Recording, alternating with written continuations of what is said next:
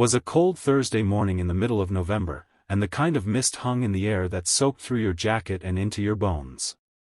The little cafe on 5th and Elm was buzzing with the regular crowd, students half asleep with earbuds in, office workers clutching their lattes like lifelines, and the baristas moving fast, trying to keep up. Jake was standing in line like he always did around this time. He was a construction worker, steel-toed boots, calloused hands, and that look of exhaustion that came from working 2 jobs and trying to raise his little girl, Ava, on his own. He wasn't there for anything fancy. Just a black coffee, no sugar, no cream. It was $2.15, but it kept him going through 10 hours of roofing in the wind. He wasn't paying much attention to the woman in front of him at first. She looked out of place.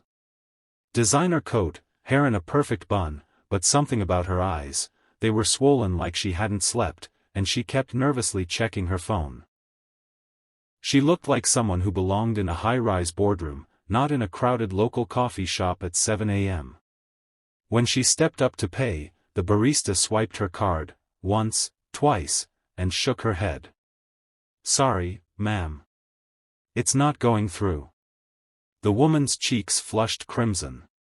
She tried another card. Declined again. Jake could tell she was panicking, and not in a fake way. He knew pride when he saw it.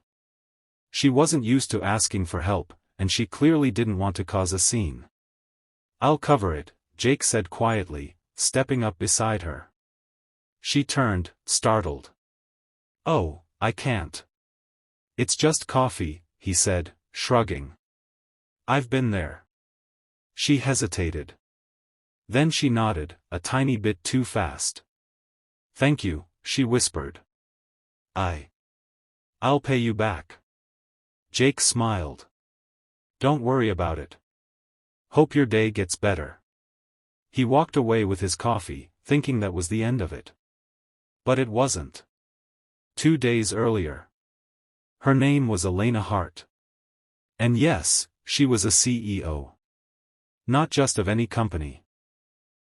Hartware, the billion-dollar tech firm revolutionizing clean water access around the world. She had been featured on magazine covers, named to Forbes' 30 Under 30, and was the youngest woman ever to chair a philanthropic foundation in Silicon Valley. But none of that mattered right now. Because 2 nights ago, her world collapsed. Her younger brother, Liam, the person she'd practically raised, had relapsed after 5 years sober. She found him unconscious in his apartment, needle still in his arm. She rode in the ambulance with him, hands shaking, screaming at God. The next day, she checked him into rehab again, but this time, he'd gone into cardiac arrest. He was alive, barely, but her mind was spiraling. The money didn't matter. The business didn't matter. She hadn't slept in 48 hours. She left her penthouse without her wallet. Her phone battery was dead. She hadn't even realized until she was in that cafe that morning. She hadn't wanted coffee. She wanted normalcy. Summit.